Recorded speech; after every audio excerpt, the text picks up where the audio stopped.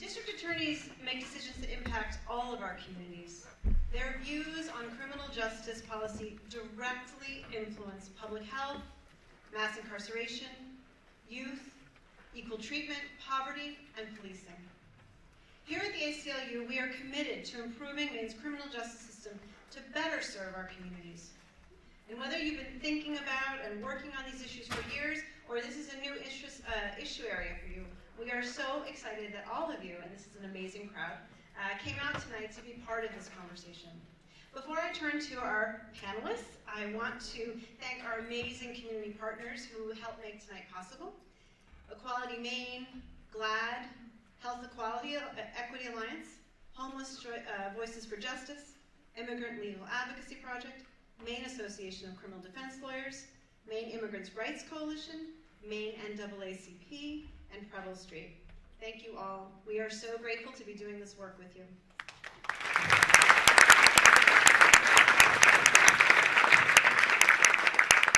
And I want to thank our panelists, Omi Amarasingham, Advocacy Director at the ACLU of Maine. Omi.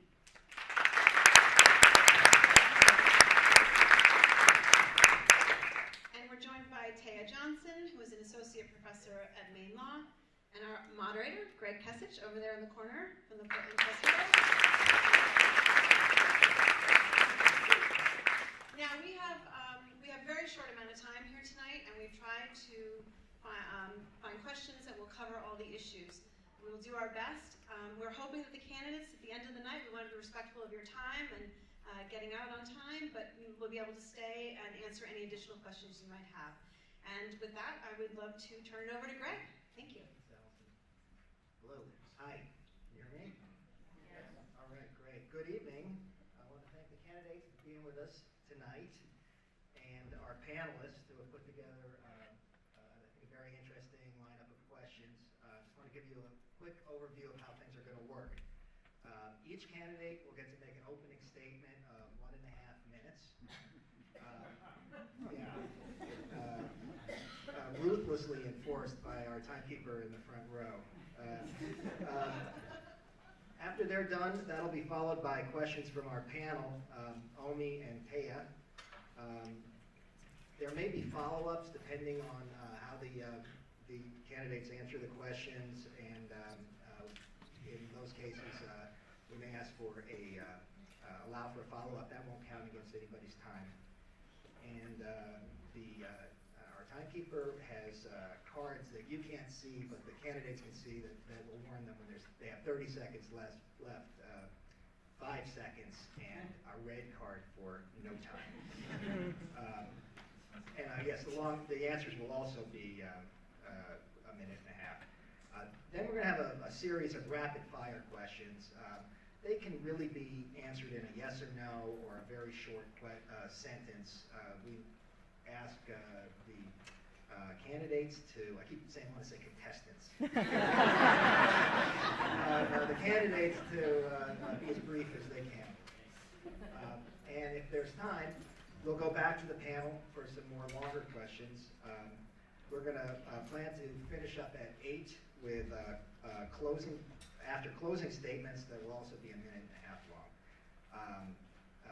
Mr. Sarbeck, the independent candidate, has told us he needs to leave at 7:15 because he has another commitment, but we really appreciate him being here, and we're going to make sure that all the difficult questions will be asked at the beginning. Softballs will start at 7:16.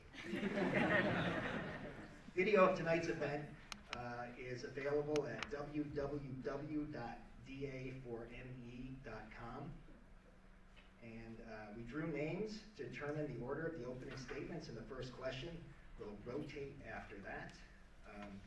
And the order is, as you see, from right to left, or from your left to right, John Gale, Rayla Tarpinian, Seth Levy. All three are Democrats who will be in the Democratic primary on June 12th.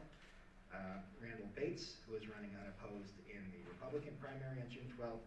And Jonathan Sarbeck, who is an independent, who will be coming back on the ballot in November. So, first up with his opening statement is Democratic candidate John Gale. Thank you, ACLU, and thank you everyone for coming here tonight. There are a lot of familiar faces that are great to see, some of whom I haven't seen for a long time. You're going to hear a lot tonight about criminal justice reform. It's a topic that I think is long overdue. Racial disparity in sentencing and disparity with poor people, the opioid crisis, the Me Too movement, and our acknowledgement that the juvenile justice system is antiquated and has significant failures has driven the discussion tonight. This is why we're having a forum tonight.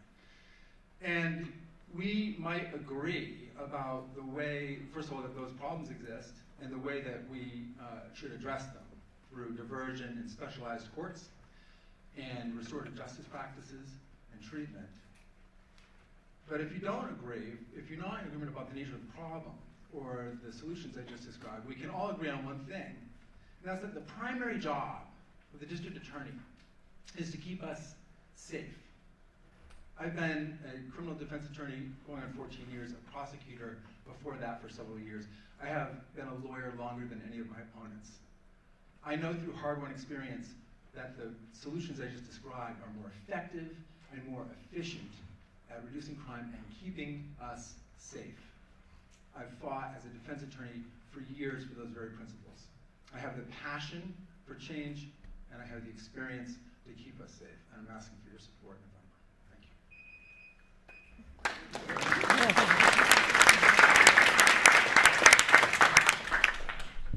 Hi, everyone. My name is Frayla Tarpinian, and I'm obviously running for district attorney. I was inspired to go into criminal justice because of the story of a woman. She fled her abusive ex-husband and left everything behind.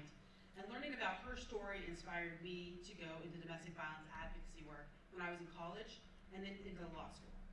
But when I was in law school, I learned about wrongfully convicted, and I worked on an innocence project, and that changed my perspective quite a bit. And so after law school, I went into criminal defense.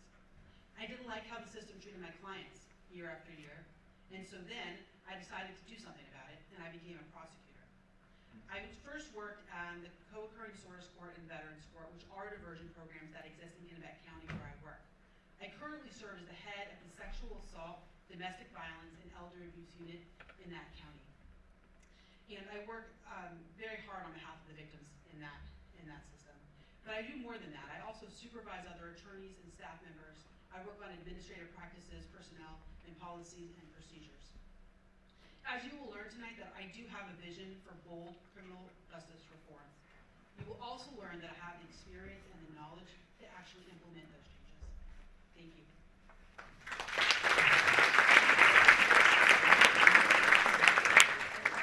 Hi, I'm Seth Levy, and I am running on a criminal justice reform platform. We have an incredible opportunity in this election to elect someone who can make real change. We can emphasize treatment over incarceration for people who have substance use disorder and people who have mental illness. We can keep people out of jail because they're poor. We can reform the cash bail system and keep people out of jail and not hold them in jail just because they're poor. We can keep children out of jail. So many of our children go to Long Creek because they have mental health issues or there's not a family for them to go back to, and we send them to jail. We got to change that. There is so much we can do. Now, one of the things we also need to do is make sure that we protect victims of violent crimes, like victims of sexual assault, victims of domestic violence. When I was a child, I was the victim of a very violent crime, and the system worked for me.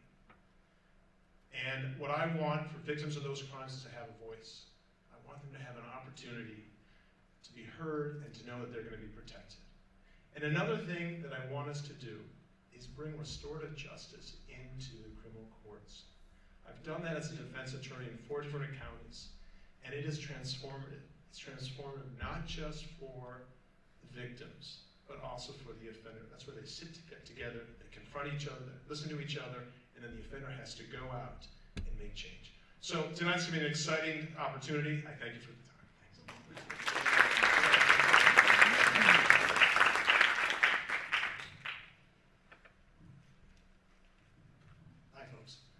Seth gets the first warning. He had the first red. Okay, let's mark that down, please. I don't want to jinx myself, but my name's Randall Bates. I'm running as a Republican, and I think I have a pretty good chance in the primary.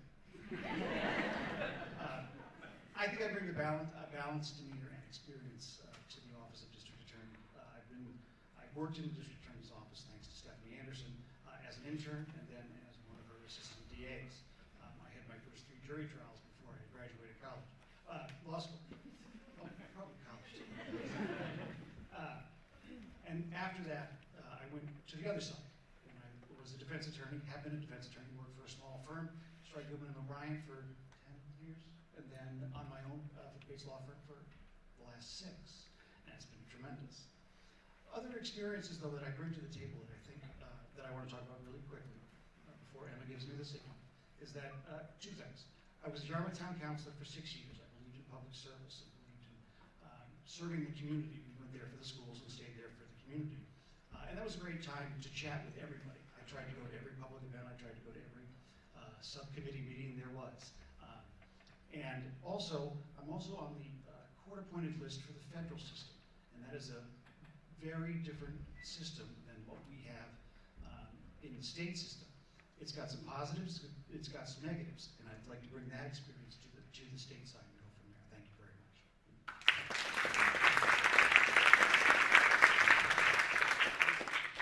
Good evening. Thanks everybody for being here. My name is Jonathan Sarbeck. I am an assistant district attorney in the Cumberland County DA's office right now.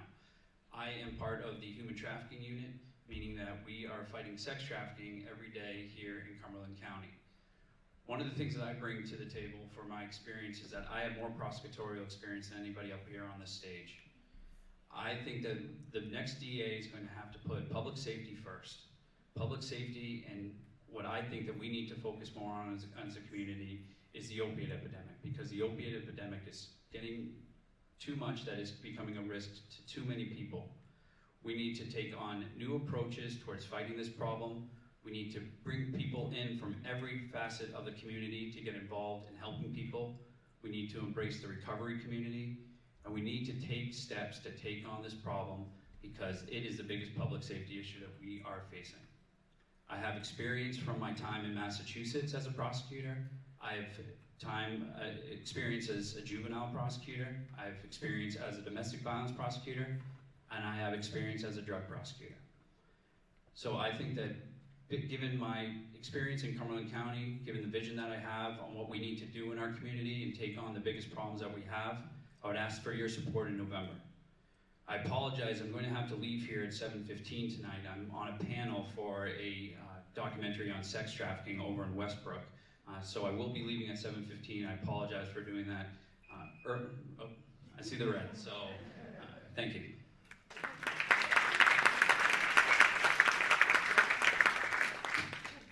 Okay, well, I'll take the first question. So you've heard your opponent's statements, and you've been at other forums with each other, and you know what each other think and say, pretty much inside and out. I wonder if we could, starting with the 3 Democrats who will be facing each other in the primary June 12th, could you talk about what sets you apart from your 2 opponents? And then for Mr. Bates and Mr. Sauerbeck, could you talk about what voters would need to know about what sets you apart from the eventual Democrat winner? So, Mr. Gale, we'll start with you.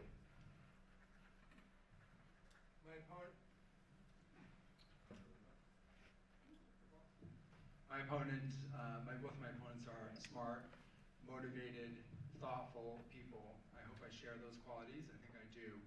I'm different in a particular way. My experience began in 1995, actually in 1994, as an intern in this Cumberland County DA's office. And I worked as a prosecutor for several years after law school. I've worked in Cumberland County in Portland since 2004 as a criminal defense attorney. My practice is primarily here. I know the people in the Cumberland County DA's office. Some of them have been in law school with me. There are people who are on the staff there that were on the staff even when I was an intern. I've spoken with them. I know how to lead this office. I've worked with the Portland Police Department. I've worked with the Cumberland County Sheriff's Office. I know the people who lead those departments well, and I know that they are in agreement with much of what I plan to do. So I've laid some groundwork to run this office and run it in a particular way to accomplish the agenda that I have. That experience is longer and particular to Cumberland County, unlike my opponents. So I think the thing that sets me apart, which is really clear, is that I'm currently a prosecutor. So I started as a defense attorney. I know that world. I became a prosecutor for a very particular reason, so that I could do reform. I found a DA's office that was doing reform, and I gained the experience from that, which I bring to the table here. Not only have I personally handled cases from manslaughter all the way down to speeding tickets, I currently do that right now. I also supervise attorneys and interns who do that, and I also have experience with the administrative part of running an office. That's drafting policies and procedures, that's administrating, that's dealing with personnel issues and budgets, all of which are a very important function of the DA's office. I think the thing that sets me apart the most, however, though, is that if, God forbid, a loved one of yours is killed in a vehicular manslaughter on December 31st of 2018, on January 1st of 2019, that new DA will be handling the case, and as the only Democrat who's handled those cases and are actively handling those cases, you want that case in the hands of someone who's done it before. Thank you. So I have a comprehensive plan and vision to implement criminal justice reform. It's specific, and I'm going to deliver. It is something that I've thought a lot about, I've talked to a lot of people about, and I'm committed to it. One of the things I want to do is restructure the office of the district attorney. Right now we have a single track approach where a case comes in and it gets sent down to an ADA. I'm going to create a dual track approach. A case comes in, there's an assessment team, and we look at that case and we decide, does it go through the traditional prosecution approach, or does it go down the intervention track of restorative justice or treatment? I was the director for 10 years of a nonprofit that works with middle school students. I have raised money, I have managed a staff, I have taken an idea and turned it into a program and made it work. I know how to run a staff, I know how to run a budget. And the other thing is that I was, as I said earlier, a victim of a violent crime. I come to this with that. And the reason that's important is because for me, that is something that happened when I was 11. And it lives with me every day. And part of why I want to do this work is because I know how important it is to make sure that the system works. If that hadn't worked for me, I would not be here today. I wouldn't have a family, wouldn't have a job that I cared about. So not only do I have a vision and a plan, I have the drive. This is a big job. If we're going to make criminal justice reform happen, you need to have someone who has the commitment to it.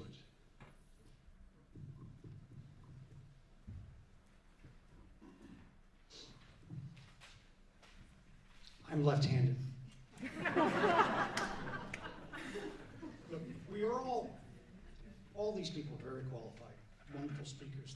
They're in front of juries all the time, they're in front of judges all the time. But as I said in my opening, I've done some other things in my practice, and one of those is work as on the CJA panel in the federal system. And why that is important is because every time I talk to a defendant in state court, I say, at least you're not across the street in federal court. And I was there this morning, and the magistrate said to my client, we're going to release you on bail. First of all, that's pretty unusual in the federal court system. And second, you're in the big leagues now. Now, I didn't take affront to that, but that's how they view it. That what we're doing here is not as important as what's going on in the federal system. But the federal system has some things that should be implemented in the state courts, such as bail. The problem that we have now is that we just don't have the resources. So I would work to get the resources. So I've worked on the federal panel, and again, I've had to work with a $32 million budget, talking with all the citizens of Yarmouth. Yes, there are problems in Yarmouth, and dealt with the police, dealt with the fire department, everybody to work with, get some consensus with people who do not agree, really don't agree, and get together with them. Thank you.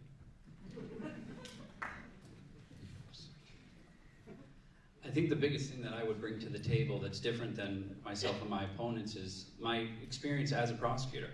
As I mentioned in my opening, I have the most prosecutorial experience out of everybody here. And I understand the job that we need to do, the public safety job that the district attorney is given when they take that office. And during this campaign, I applaud Attorney Levy for coming out and telling him his story to everybody, because it emphasizes how important victims are within our criminal justice system, and how important the district attorney's office is in representing those victims. I work with victims all the time. I work with those victims all the time to represent them in the system so that they feel that they have a voice, because that's the most important thing that the district attorney does.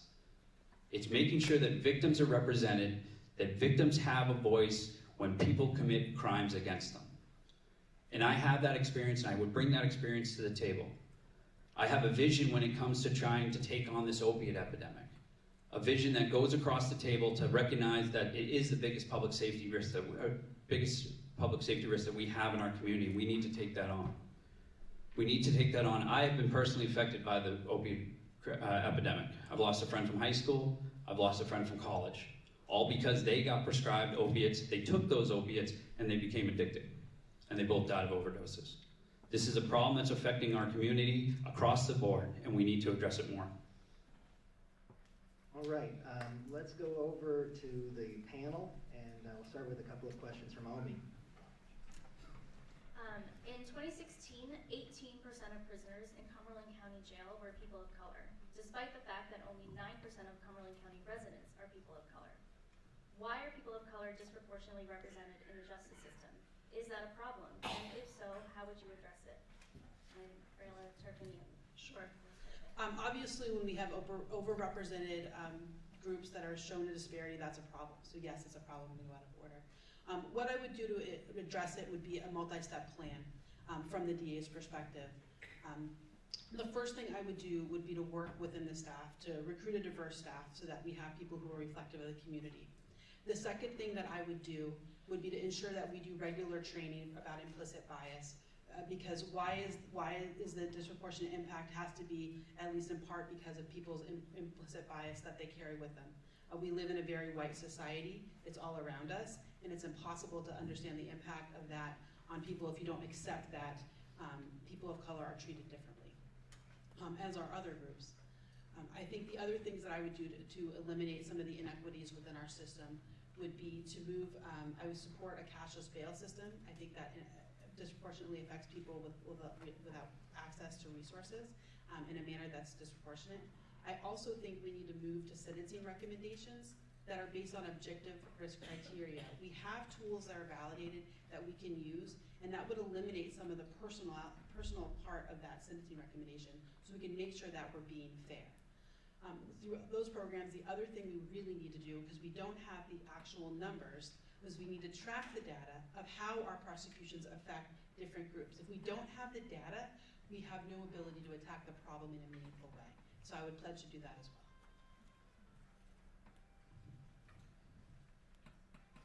Mr. Levy. Thank you, Levy, if you don't mind. Levy, I'm sorry. Yeah, absolutely have to diversify our staff. Most of the people that are in our DA's offices look like me. Some women, but we need to diversify our staff. We need to bring in, we have to have an outside entity come in and do an implicit bias study of over the last 10 years and look at what's going on. There's another thing that has to happen, and this is where the DA actually has to be strong and have courage. The DA has to assess cases. Remember I told you about the assessment team. When a case comes into my assessment team, that team has to look at a case and see and ask the question, was there racial profile? And if there was, if the team says yes, then as a DA, I have to call the law enforcement agency and say, we're not prosecuting. That is the most direct way that you're going to make a change. And I will say, it's not an easy thing to do, because the DA works closely with law enforcement. But I'm telling you, that is the way. I had a case, and maybe I'll have time later to tell you more about it. 30 seconds. So I will just say I had a case where I thought it was clearly racial profiling.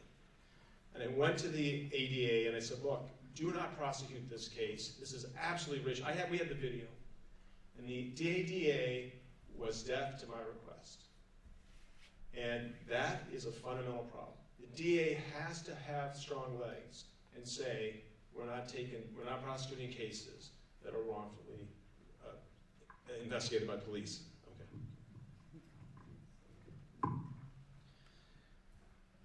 but you're living up to your promise of doing the hard questions first. Look, this is I would almost say an impossible problem, because there is implicit bias there. When I have juries, I had a jury with somebody who was from Columbia, and he came out to the jury of his peers, and not only was there no person from Columbia, there was no minority at all in the jury panel. It's a problem that we have. I think it can be addressed through education, not only of the district attorney's office, but I also think that if the district attorney's office works with the police departments in going through this and seeing what's happening, and going from there, there needs to be some education there, and hopefully that will at least help the issue, because it's not an issue that's going to go away here in Maine because of the demographics that we have. But it is something that I think through training and through education we can help to address. Thank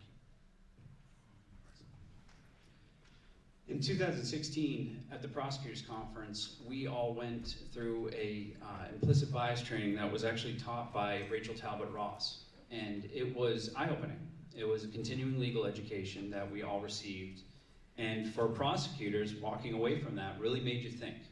It really made you understand a little bit more about what you're seeing every day. And the prosecutors that I work with take that role that we have as prosecutors very seriously. And as district attorney, if someone ever came to me and showed me evidence that there was actually somebody treated somebody differently based upon their race, their religion, their gender, or their sexual orientation, that would be something that as district attorney I would take immediate action on. And not just from a district attorney, or from an ADA's perspective, if they did that, it's also something as Attorney Levy brought up, if you do see that in the police. And if you see that in the police, we have a duty as prosecutors to dismiss that case. Because that's what justice is. That's what we do as prosecutors. So education is key, training is key. And also just understanding what we're seeing is a big key, is a key part of what we do as prosecutors.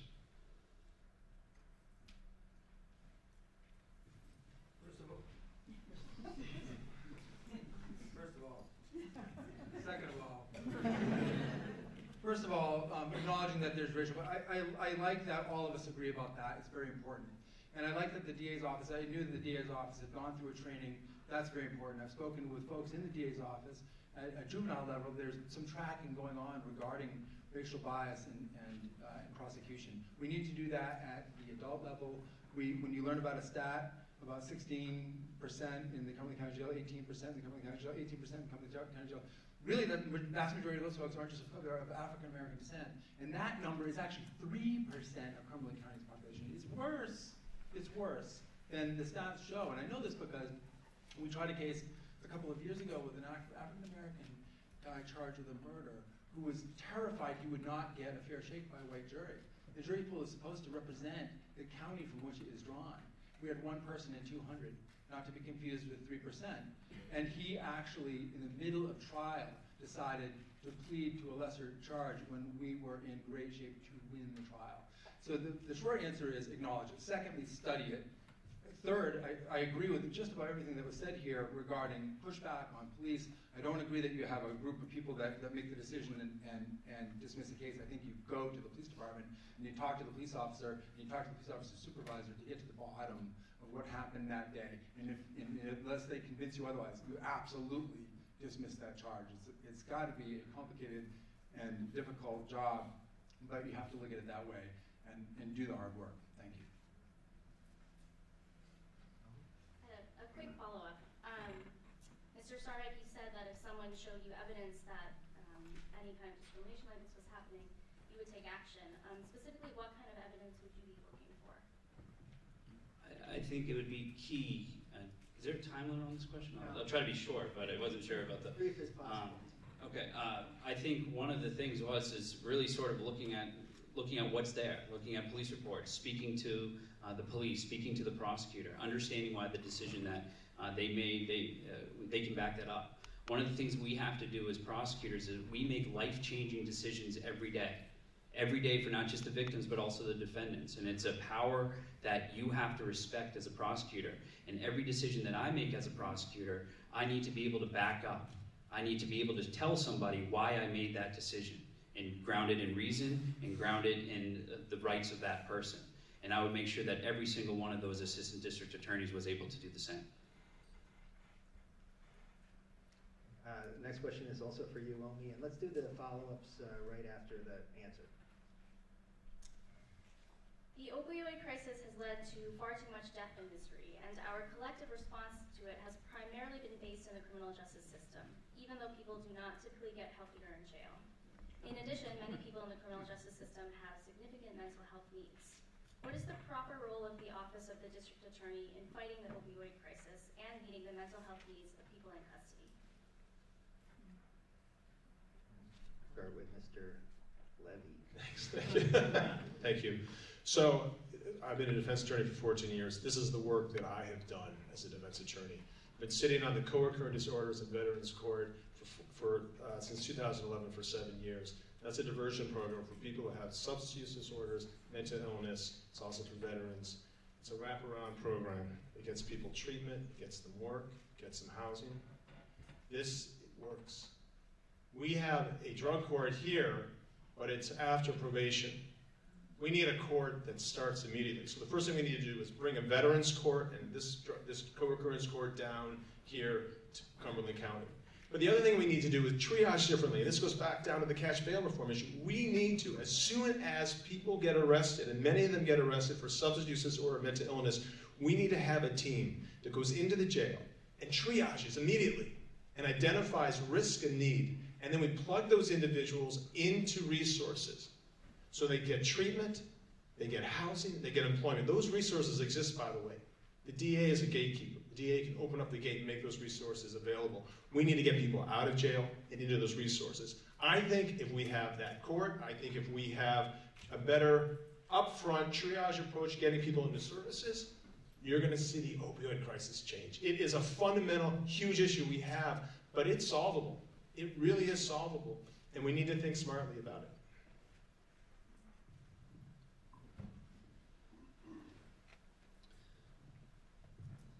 This is a difficult question because there are questions that I used to ask when I was a prosecutor and also as a defense attorney. Do you have a person who's made a mistake because they have a substance abuse problem, or are they a criminal who has a substance abuse problem? We have two different things going on here. I agree that you have to have diversionary methods, but I think it should be post, after we figured out what's happened with the criminal system. Get them into treatment, go from there. Get them into probation, go from there. As I said, in the federal system, the one thing that they do after the plea, after the sentence, they go to a halfway house for 6 months, all of them.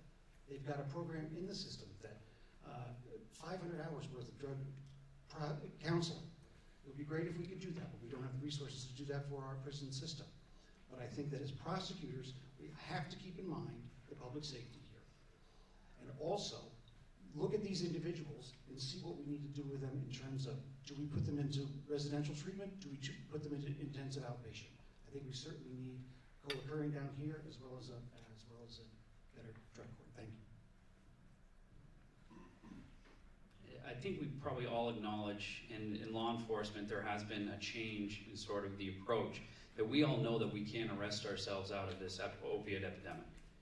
We all understand that now, and it's taken a long time to sort of get to that point. But one of the things that we have to do is we have to get out there as a district attorney and educate in order to prevent more people from getting hooked on these opioids.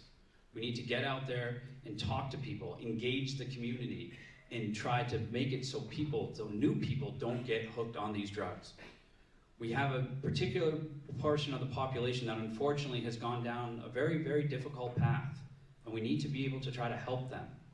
But when it comes to the district attorney and trying to take more of a key role and key leadership role within this community, it's really getting involved in the prevention.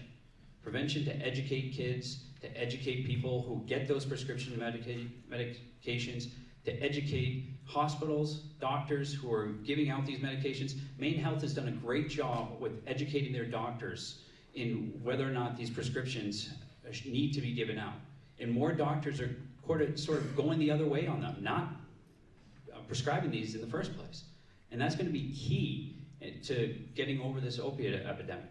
So I think that's going to be a big portion of what the district attorney and the next district attorney is going to have to do.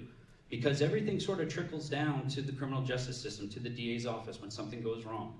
And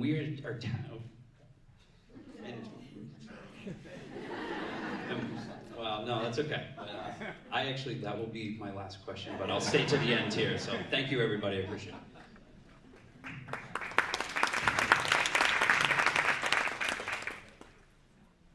I've been doing this in Cumberland County for 14 years, and the prosecutors in the room will tell you that they've heard that some of the arguments you've heard just now from me over and over again about moving people out of the criminal justice system and into recovery. I disagree with some of the folks that just spoke here about going through the criminal justice system first and putting them on probation. A guy breaks your car window or goes into your house when you're not there and steals whatever they can grab because they are desperate and they are an opioid addict. And we say, yeah, what we're gonna do is we're gonna put you on probation with a felony conviction. And where you're gonna come out of that is you're gonna come out of jail, however brief that is, and now you're facing statistically the highest likelihood, the 24 hours after you leave jail, that you're going to overdose and die. And then you can go into recovery if you survive that day and move on. But let's say that 24-year-old who broke your car window recovers and he's 30.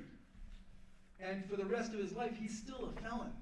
He's still gone through the system and suffers the downside of the criminal justice system. It is less effective and less efficient in making us safe.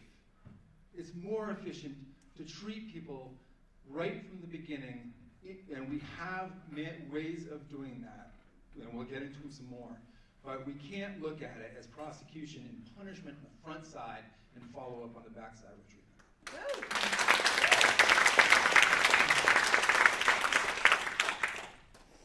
The question was the role of the DA's office in dealing with the opioid epidemic, and I think the first role would be to support Medicare expansion so we can actually afford the use of opioids. The role of the DA's office, I don't believe in massively expanding the resources of the office by hiring staff to go into the jail where we have no authority. I think it's really important to work within the scope of our role. And the role that we have that we can use with the opioid epidemic would be to divert people out of the system. That means when we work with our police and law enforcement partners who wish to work on programs that exist across the country that prevent people from coming into the criminal justice system at all, so we don't even see those cases, and they get the treatment that they need. Second, when they do come into our office, we need to work on making sure that we craft solutions that include treatment up front and immediately so that we can help people. The co-occurring disorders court and the Veterans Court was where I began. These are great programs. They treat approximately 30 individuals. That is not enough. There's not enough resources to treat every individual with that wraparound program. We need to use it and we need to expand it. But we also need a realistic solution for the everyday person that comes in the system. And we need to push back on the public health crises that are being hidden in jails instead of addressed in the community.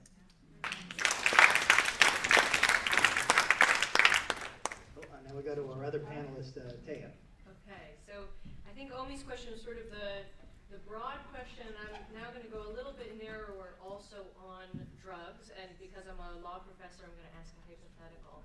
And I want you to think that, you know, a young ADA has come into your office and has the following case, and how would you advise that ADA? And as I say to my students, if there's information you need to answer this question, feel free to fill it in.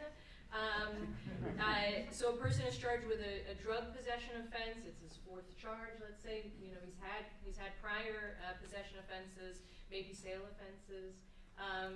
Let's say he also maybe has one sort of serious offense, you know, burglary conviction, something of that nature. Was recently released from jail after serving a sentence on that burglary, and he's now before your office yet again. What's appropriate for this defendant? What's the appropriate offer? If you recommend treatment, what does treatment really look like? How do you get him into treatment? Where are those resources? How do you balance public safety against the necessity of treating someone with a substance use disorder? So that was a lot of questions. It was an unfair exam, but there you go. And I think we're starting with Randall. And I object to the form of the question. One of the things that needs to be done in addressing the opioid crisis is getting the organizers, getting the leaders, And a way that is done is by starting small and seeing what people know to try and cut the head off the snake. That's what the prison's about. The organizers, the leaders of these drug conspiracies, and the amounts are unbelievable about what's being brought into our state. But in terms of him, in terms of John Snow, I would say, although there's been 4 prior drug convictions, we can say we haven't done the right thing 4 prior times. So we need to try something else. So there are resources here in Portland. There are halfway houses. There are recovery houses. Those should be where we go, at least to start. I would worry if the person had violent offenses, but I shouldn't be assuming, but I'm assuming there's not really violent offenses, because you need to address that issue and see if that person can help himself herself through the recovery system, as well as seeing if they can help us with any information they might have as a result of their addiction. I will ask a quick follow-up, and I want other candidates to address it. If indeed John Snow has violent offenses in his past, does that change? I mean, it sounds like it changes the equation, and how does it change the equation?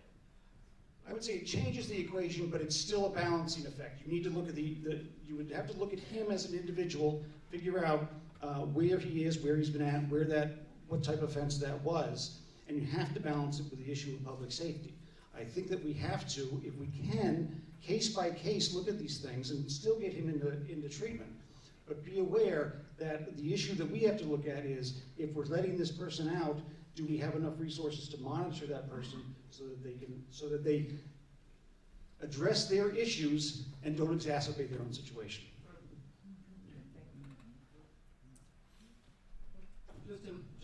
Just in response to the last follow-up question, there's an enormous difference. That's what I was going to talk about. Enormous difference. If somebody has a criminal history of violence and somebody doesn't, they've been picked up under your hypothetical for just possession.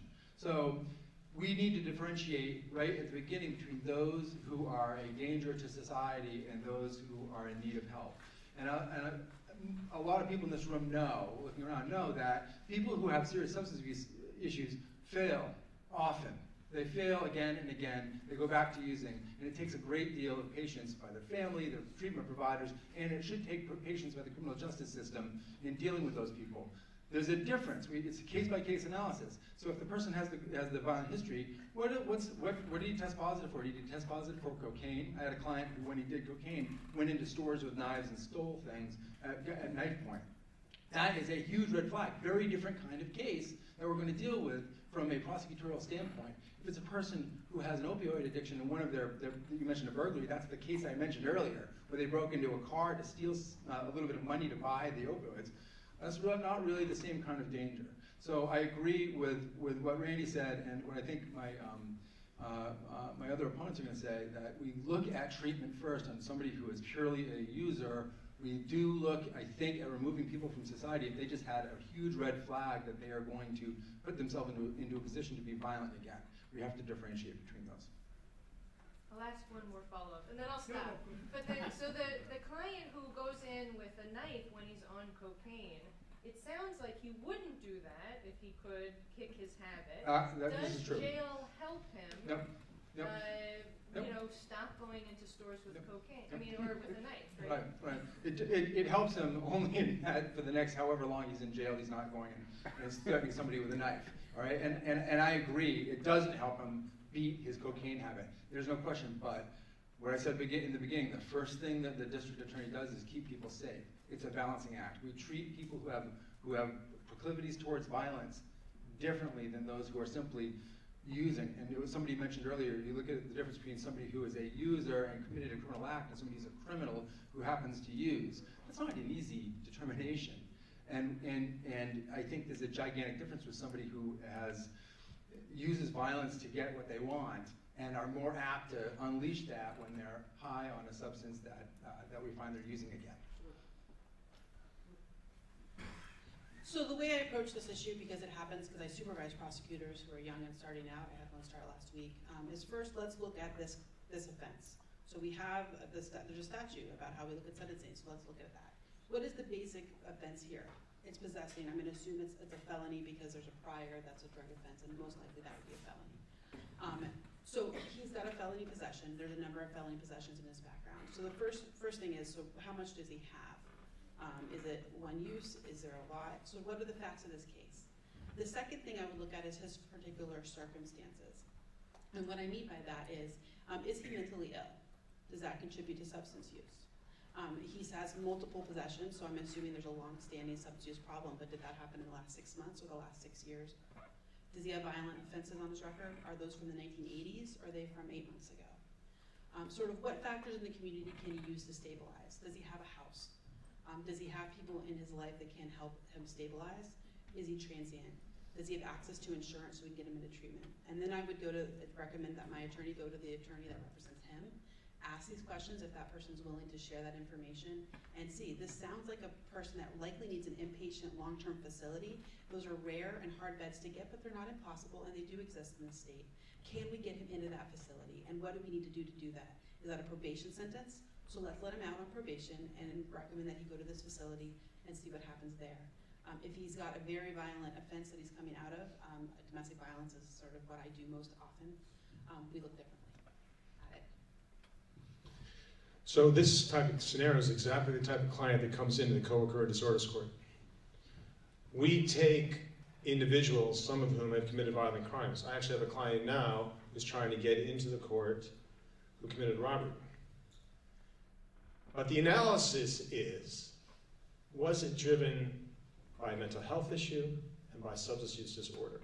And what I have done week in, we meet once a week, and I've been doing this for 7 years, is we analyze when someone applies to come into the program, to the co-occurring disorders court, we look at, is this someone who has criminal thinking, or is this someone who can really benefit from the help, who's driven by mental health issues and substance use disorders? We get stuck if we assess the case by the charge. See, that's where we get confused.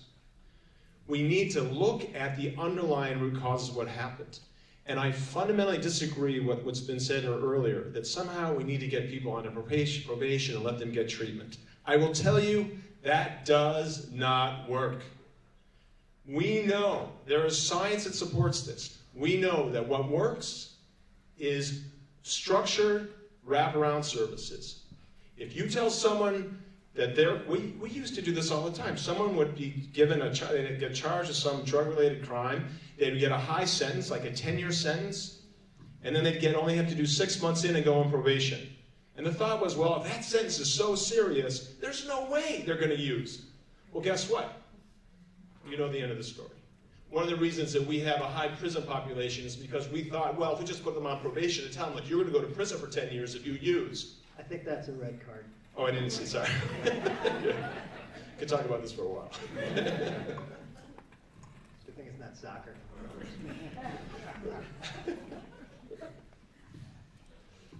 Okay, we have another question from Taya Johnson. Yes, so many of you have already mentioned this, but this is a question about bail. Right now, as we speak, there are people sitting in Cumberland County Jail because they can't afford bail or because they cannot afford to pay fines for minor offenses. And so our question for you is, what is the purpose of bail? Does money bail achieve that purpose? And more broadly, do you think the criminal justice system is skewed against people who are poor? John Gale. And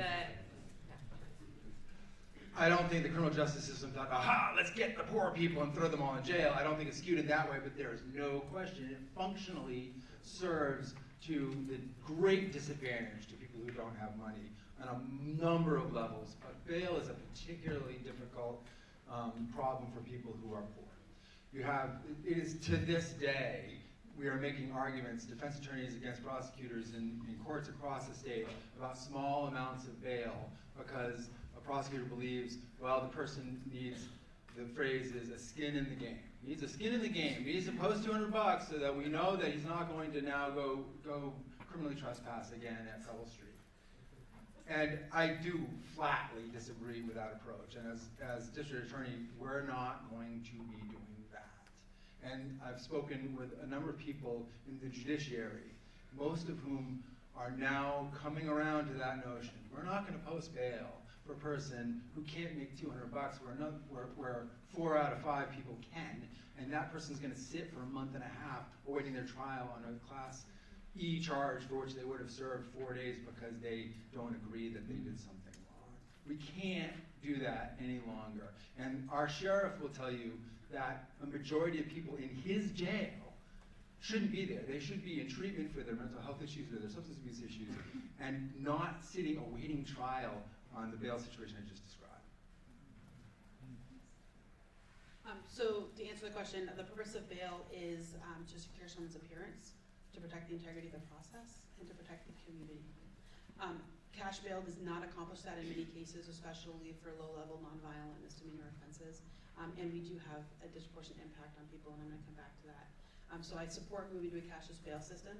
I think there's some legislative changes that are needed, but what the DA can do is simply require that attorneys not ask for a cash component to bail on these cases, and that would effectively, in a number of cases, change the system immediately. So turning to the disproportionate impact. So the jail does not give anybody treatment. Jail is not about treatment. And many of the people in jail are there pre-conviction or there for probation revocation motions and may be able to get out on bail. So when we talk about the Cumberland County jail population being disproportionately African-American, disproportionately represented, and other parties are disproportionately represented, including people who have lack of access to resources, this is a place that's particularly pernicious and an easy kind of place where we can really attack the problem and get people back into the community where they belong. So Washington, D.C. and New Jersey have implemented approaches where they use supervision for people who get out. They don't hold them on cash bail.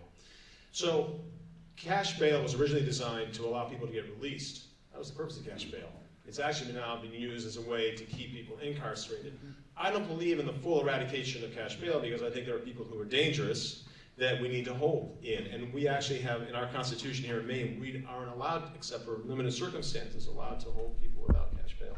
So cash bail has a purpose. But this is what I was talking about, triage, early on. In order to get people released, so many of the people that get arrested are there on mental health issues and substance use disorders, or they're homeless. And the reality is, if we just release them, which we need to do, but we don't provide additional services, a lot of these people are going to be homeless. A lot of these people are going to die. And so I actually think it's irresponsible just to say, well, let's just let people out on cashless bail if we don't have something that's really set up in place. And we can do that. Preble Streets, Maine Works, Maine Behavioral Health. It's treatment, employment, housing. And that's what has to happen to triage basis. Someone gets arrested, you get in there, you get them assessed for a risk assessment, a needs assessment, and you plug them into resources, and you get them out.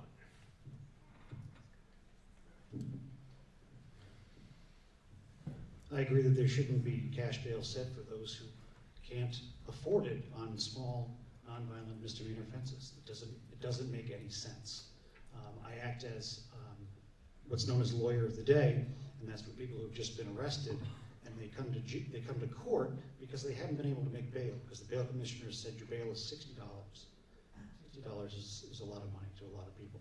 So clearly, that shouldn't happen. But I do think there is a place for cash bail in the system when you're talking about people who you got to look at some criteria when you're looking at bail. You know, has the person lived in the community? Prior offenses? Have they violated bail before? You got to look at all those things. So if you have somebody from out of state who's been charged with aggravated trafficking and doesn't have any ties to the state except his drug conspiracy, high cash bail is warranted in that case.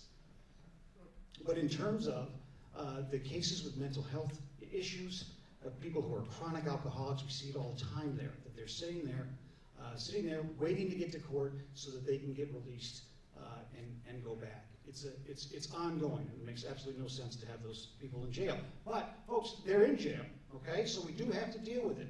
I mean, I've got a guy now who we just had him evaluated for mental health issues, and we said, well, we're going to get you out, and you can go home. And he says, I don't have anywhere to go. So those are problems that we're getting in the criminal justice system that we need to work on. But low cash bail for small offenses, no. High cash bail for those felony offenses, yes. Okay, now we're going to move to a series of very brief answers on some questions. Great. I think we have one more. Oh, sorry. I think we have one more long form question actually before we get to Oh, our. you're right. I'm sorry. Medical. Yes, no, Omi has a question. Our last long form question is about the youth prison, Long Creek. What is the role for Long Creek Youth Development Center in the juvenile justice system? And does the youth prison meet the requirements of the law in regards to the treatment of children there? Should youth be sent to Long Creek to, quote, keep them safe, or because some might say there are no alternatives? I think we are. Rayla. So that was a lot of questions. Long Creek, let's talk about Long Creek. The purpose of Long Creek is to rehabilitate, because that's the purpose of the juvenile code. Does it meet those goals of rehabilitation? I think it does to a certain extent. Are there other options out there and alternatives out there that would be better? Undoubtedly, the research and science is pretty clear on that. So I think when we talk about Long Creek, I prefer not to focus on a building and on the children who are in that building. So let's look at the 59 children right now, or 58, depending on the moment, of kids who are locked up right now today. What are their needs? Do they need mental health treatment? Undoubtedly, many of them are there for mental health issues that are wildly uncontrolled and not adequately treated in the community. What do we need to do to serve them? Do we need community-based programming? Absolutely, yes, absolutely, we do. If we can build that infrastructure, I believe we can. Then Long Creek will take care of itself, because we will have better alternatives. And as a prosecutor, I want better alternatives for those kids. So let's focus on their needs, focus on what we can do to meet those needs, find community programs that can do that, build those programs up. They've been destroyed in the last decade to the extent that they existed.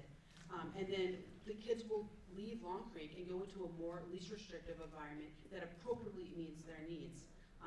And just nobody should be locked up in jail for their own safety. That's unconscionable. Children who need that kind of level of treatment need to be in a mental health institution. So this is an issue that makes me very emotional. Long Creek doesn't work. And I think you gotta close it. I'm a guardian ad litem. In addition to being a criminal defense attorney, one of the children on my caseload is in Long Creek, or was in Long Creek for several months. She stole a couple t-shirts.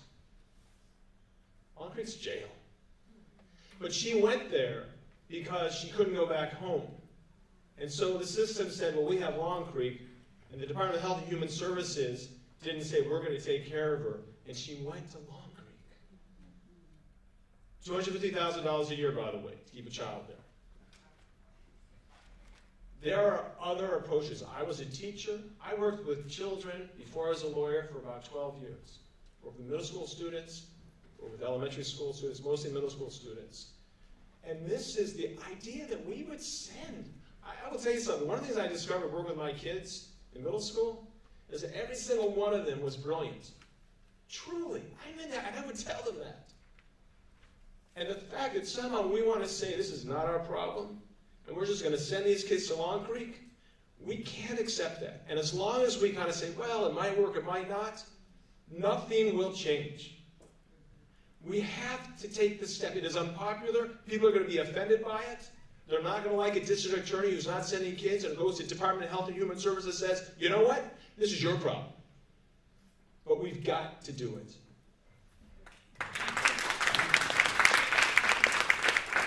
It's called the Long Creek Youth Development Center. That doesn't really aptly describe it. It is a jail. I will differentiate from others in that I understand, we all understand that teenagers have a different brain and they operate a lot differently than adults do. But there still are conduct that is happening by children, by the people those age, that the public safety factor needs to be weighed in when you're looking at that. Now, clearly, I agree that what we should be doing is developing them. We should be getting them into programs, getting them into diversionary things, because that's what the juvenile system is for. It's the best interests of the child is what we're looking at. But I'm not going to say you close down a jail when you have 17-year-olds who have been accused of murder and other very violent crimes. I would also look towards some of our experts in the field. I've done juvenile work, I'm on the field, but I know that Mr. Chester is here, has been doing it for, I think, 75 years, and we should talk to people like that and get their input about what's going on. Close it down. Diversionary tactics, absolutely, but not for everybody. Can I respond to this? Am I permitted to do that? I think so. Okay. So we're talking about Cumberland County. We're talking about Cumberland County. We're talking about Cumberland County, and the person who runs the juvenile department there is Christine Tebow. Christine Tebow has been doing this for a very, very long time, since 1995, and I've had long conversations with her about this very issue, and I've had some back and forth with some folks about this very issue with Christine, because Christine Tebow already agrees with what we're talking about. She will tell you that she works hard to keep kids out of Long Creek. That Long Creek is a place in her mind, in the Cumberland County DA's mind, is only for the most violent offenders. And she also agrees that moving towards a regional system rather than a single jail would be more effective. We need to have those alternatives solidly in place. It is never right to answer your question, what's the role? Never to punish a child. And when I started as a prosecutor, it was used that way. When somebody violated probation, they would get thrown into Long Creek if it was too many violations, to punish the child. Those days are over, and it's certainly over in Cumberland County, and we can do still better, but we are on a very good path, and I know this because I've spoken with a person who will continue to handle those juvenile cases. Okay, well now we're going to go to the shorter questions. The rules is handed down to me. Says we'll start again with back to John Gale. And the question is, if the Cumberland County DA manages a annual budget of $1.9 million a year, has somewhere around 45 employees, what kind of management experience do you have that would make you qualified for this job and lead a government agency of this size and scope? I've never managed a government agency of this size and scope. It's closer to 50 people there, and it is a big budget. It would be a learning process for me. I have engaged in some management for a few years in the corporate world.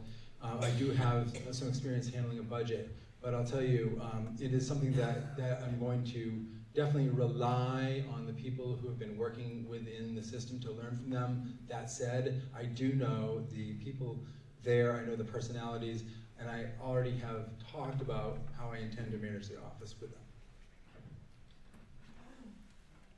So I started my career in a small firm, and then I went out on my own. So I've run my own small business with employees. And then I joined the DA's office and worked on alternative courts, which part of my job was writing grants. So I've managed the grant writing and the budget process for that. My current position is right under the deputy, and I supervise the southern half of all prosecutions in that office. And I participate in the decisions that the DA in my office makes having to do with personnel issues, working on the budget, working on and advocating to the commissioners about that, and the other administrative functions of the office. So it's something I've been doing already and would continue to do, obviously not in my own capacity, but I could get there. So I've already talked about this. I started a nonprofit back in 1989. I was the executive director of that organization for almost 10 years. We took an idea, we turned it into a program. That organization, by the way, is still thriving today. I managed the budget. I worked with the board of directors. I managed the staff. And incidentally, I have experience recruiting a diverse staff. So I have a lot of organizational capacity. I come to this job with a lot of experience in that area, and I will bring a lot of knowledge to that. I would say the Bates Law Firm is a well-run machine, but only because, as people who know me know, my wife runs it. So I told you about Yarmouth. That budget was $32 million, and nobody agrees on anything on how budgets are done. And it's amazing how many different things that you have to look at each and every year for the budgets, and to try and appease everybody on that, and you can't. And the other thing is, the last thing I would do is I would talk to somebody who's been there for 28 years, and I'd start a letter saying, "Dear Stephanie, please help us." Okay, number 2, in one sentence, what is the job of the district attorney?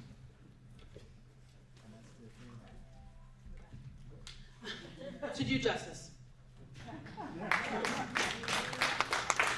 I think that's a very good answer. It's to do justice, it's to protect the community. I think it's also to help heal the community.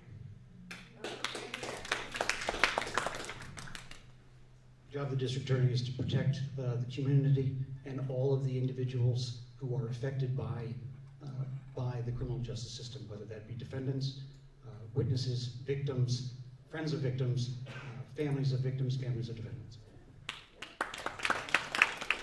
Question number, oh, sorry. Oh, sorry. The answers have kind of already been given. So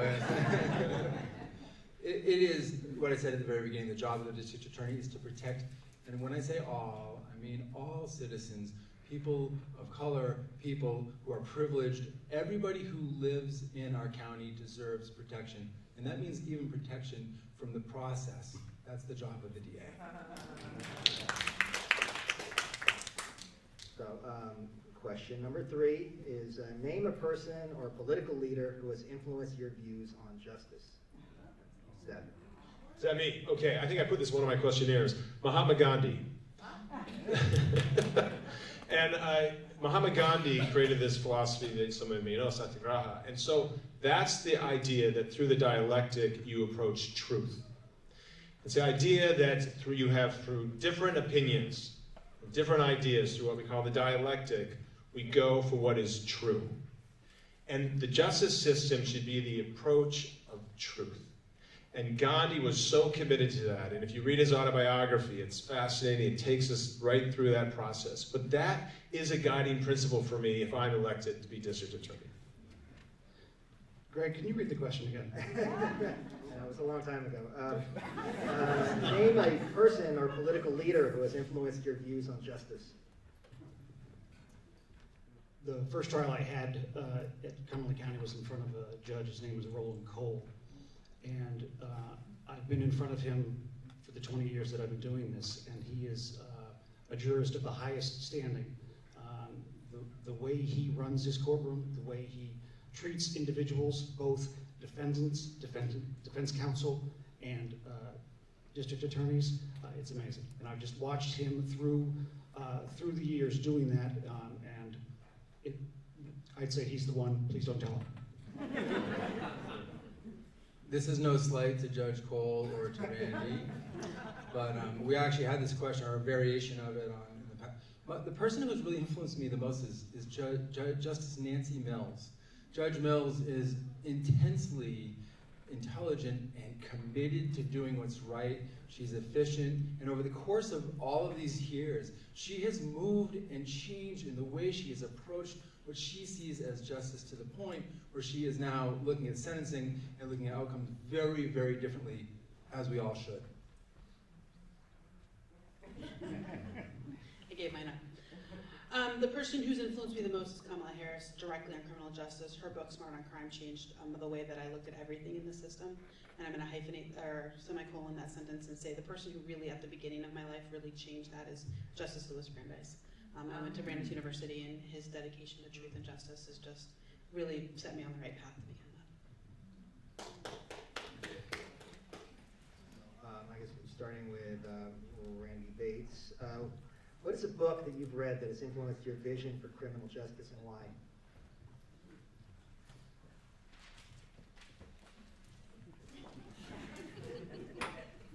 Does it have to be a book I finished, Greg? Depends how honest you want to be. I've started a book based on the last debate that I was not able to go to. And the book is called The New Jim Crow. And it's a book about mass incarceration. And it's a very thoughtful, provocative book that, at least recently, I guess recency is getting to me, Greg, sorry, that I don't necessarily agree with everything that's been said, but it's a wonderful dialogue. It's a good dialogue to get started. I shouldn't say wonderful. It's a good dialogue to get started. I too started the new Jim Crow. I can't tell you that it's where it influenced my career. And I would, I might say To Kill a Mockingbird, but really, this is funny. But there was a movie that a lot of people in this room will know. It's called 12 Angry Men. Yes. That starts with a jury of men, all men, who start 11-1 guilty, and let's go to the basket. Let's go see the Knicks, and they work through the process. And seeing that, especially as a prosecutor and as a defense attorney, definitely shaped me about the importance of looking carefully at the facts and the law. So the books that I finished, I've already talked about Smart on Crime. That book has really been an impact on my life. But another book, Chasing the Scream, is one that I recently finished at the end of last year. And that really has kind of driven home some points for me about looking at addiction and substance use disorder and the history of it and sort of how that informs our present and how we can change our future. I Know Why the Caged Bird Sings by Maya Angelou. Maya Angelou in that story,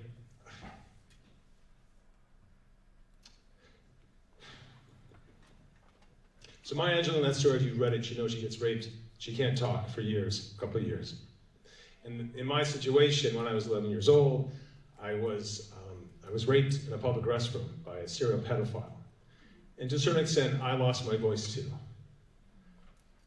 And I think something that happens to people of those crimes, and one of the things that's so horrific about those crimes, is that you do lose your voice and you have to get it back. And that's a story about finding your voice. And her life is so symbolic of that. And that drives me in this process.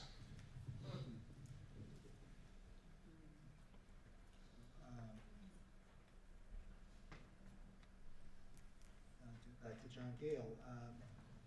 Give an example of a question you would ask of a new district attorney candidate that you were interviewing. A candidate to be assistant district attorney. Job interview questions. I'd probably start with some hypotheticals. I don't know that I could pin one question on that would be the magic bullet, because there are so many different issues. And I think over the course of going through examples and trying to get at a person's philosophy over time, you would start to get a basic insight. I don't think I can't come up with a single answer that wouldn't be way overly simplistic to get to that point. I think it would take quite some time. As part of I do part of the hiring process, and especially the interns, what I would ask that person is, why are you here? Why do you want to be here with this office? Yeah, I actually have a similar question. Why do you want to do this job? And then the other question that's part of that is, tell me who you are.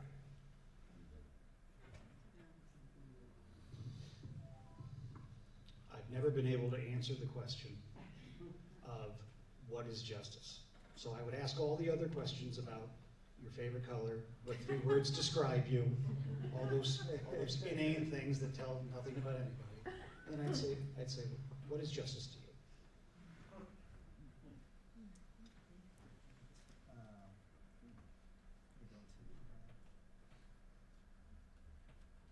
Number 6. In one sentence, what is the biggest challenge you expect to face as DA? I think the biggest challenge would be taking all of the many, many things that need to be worked on, prioritizing them, coming up with a strategy, and then deploying that strategy, and trying to figure out where do you go first. There's so many things that I would like to work on that I'd really like to figure out step by step exactly how do I do that, and how do I do that effectively. So there's always resistance to change. That will be an uphill battle. That will be the hardest part of this job, but that will be part of it, and I'm ready for it.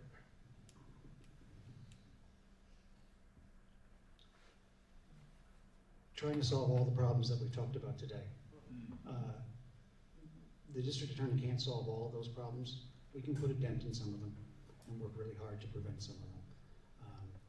But it would be very frustrating to try and make a list of all the things that we've talked about today and try and fix them in a set period of time.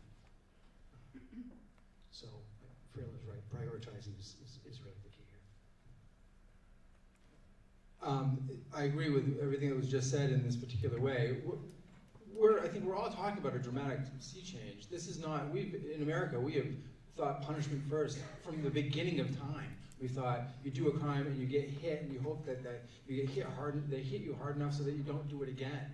The kind of spanking the child plan, and we know that doesn't work, it hasn't worked for us. We know it statistically. So we're asking not just the assistant district attorneys, we're asking the judiciary to come along, and it's going to be harder work than doing the things that we've done up to this point.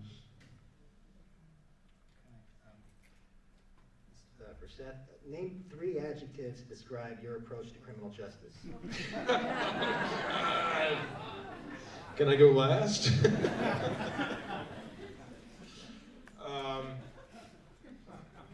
What is an adjective again? It's a modifier of a noun. If I get some adverbs in here, I apologize. So, determined. Really excited and enthusiastic. That's supposed to be one. And hopeful.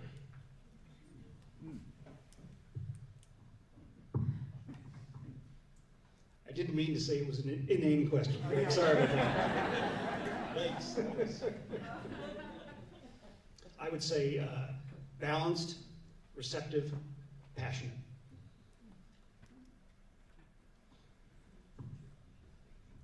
I'm driven, but flexible, and I'm willing to work carefully with a lot of people. That's a really long adjective. To come to a common goal. Fairly, persistently, justly. I'm making him adjectives today. All right. There will be no points off for grammar. And keeping true to our promise of having the easiest question last, Randall Bates, what is your favorite movie?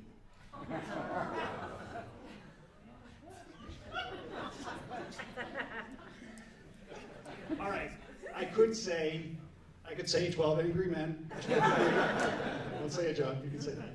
I could say Presumed Innocent, but I can't lie. My favorite movie and the best movie of all time is Star Trek II, The Wrath of Khan.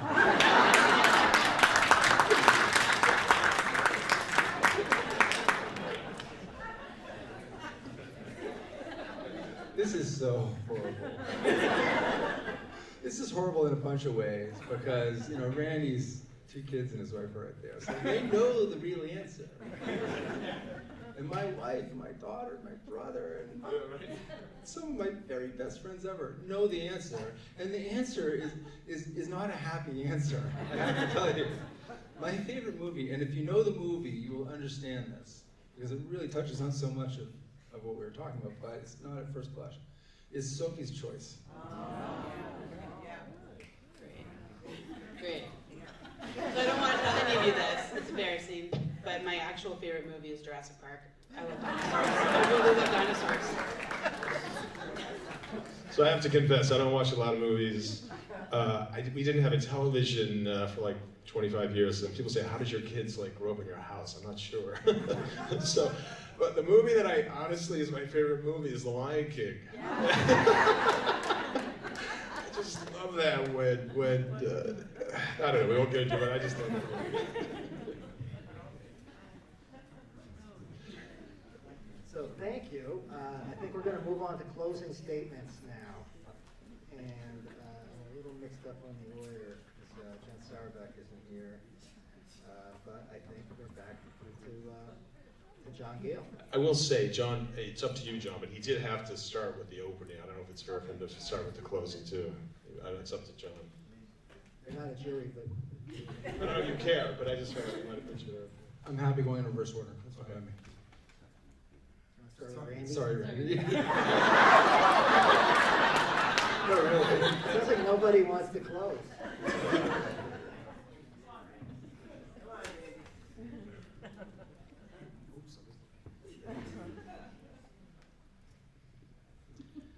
Thank you very much, folks. I thought I was going to be last, so I was going to say I could be quick because I'm going to be last because you guys want to leave. I can't now because I'm going first. Well, listen, as a defense attorney, we're always supposed to prepare for the worst, hope for the best. And there's always a surprise coming down the pike in the criminal justice system, and this is one of them. Listen, public safety is the highest priority that I have. I'm going to take a balanced approach to that because all options have to be on the table. What we've talked about tonight, we talked about the opioid crisis, we talked about the mental health issues. We haven't talked a lot about what I think is unbelievably essential to what the DA has to do, and that's domestic violence here in the state of Maine. All options have to be on the table when you're addressing those issues. To paraphrase one of my professors, Melzar, who may be here now, we have to use all the tools in our toolbox, which means we have to get as many tools as we possibly can. We can't ignore any of them. I want to protect the citizens of Cumberland County. As I said earlier, I want to protect everybody because I would really like it if Cumberland County residents would just be blissfully ignorant about the criminal justice system, not have to worry about what happens here, that they can just live their life. They can't. We have to walk them through it. I want their voice to be heard, then they should talk to us. So thank you very much, folks.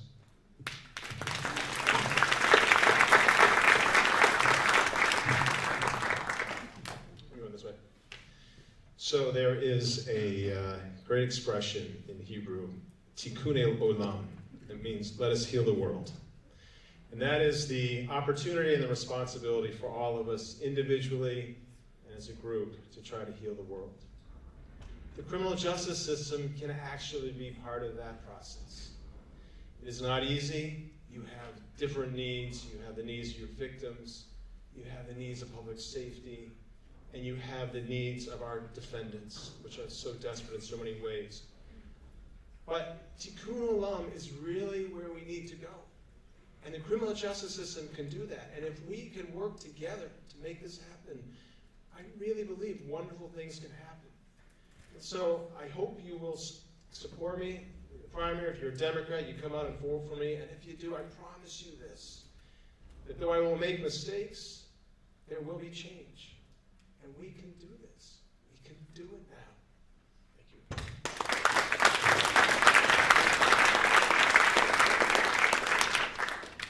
So I'm Freyla Tarpinian, and I'm asking for your support on June 12th in the Democratic primary. I told you at the beginning of this story that I was inspired to go into criminal justice because of the story of a woman. That woman was my mother, and I get to go to work on behalf of people in her position every single day, and I want to continue that work down here in Cumberland County as your next district attorney. As your next district attorney, I would first prioritize public safety, and that would mean to me aggressively prosecuting domestic violence, sexual assault, human trafficking, and the sexual exploitation of children. Thankfully, that's not all the cases in the DA's office. My second priority is really to work on diversion programs, treatment, restorative justice models, and expanding the drug court and bringing veterans court here to find new ways to deal with the issues that we're facing people in Cumberland County. And finally, I really want to address the inequity in the system. There are inequities in the system. I would like to train a diverse staff. I would like them to be aware of implicit bias and to deploy that better. I want to use cash bail less, and I also would like to work on objective sentencing. I really think that we need to bring some of the implicit bias out of the system, and one way to do that is to use objective models in order to make our system more just and more equal, because we are disproportionately impacting minorities and people, a lot of different people, and we need to stop that. Hopefully you'll support me and agree, and if you do, you'll vote for me on June 12th if you're a Democrat.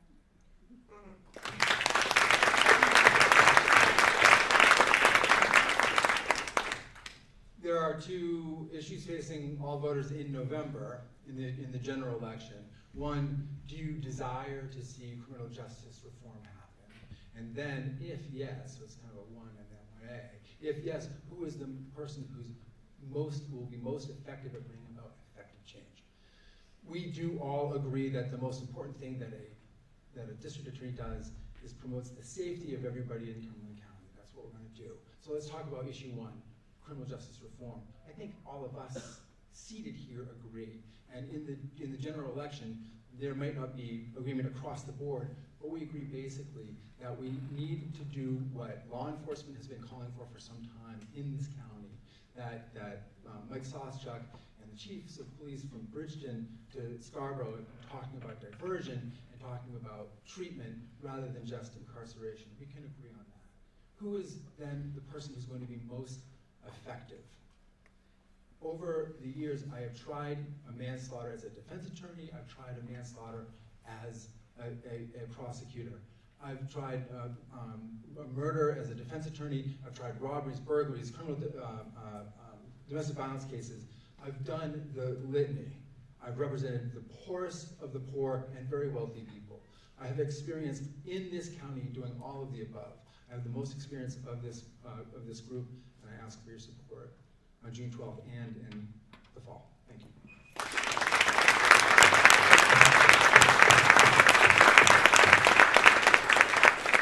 Thank you very much. Thank you, particularly the candidates.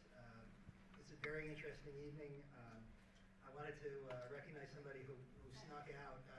Stephanie Anderson, the incumbent district attorney, was here for much of this debate. And she's been 28 years of public service in that very important position.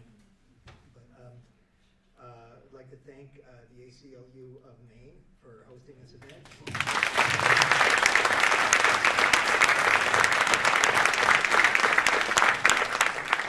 University of Southern Maine for actually hosting this.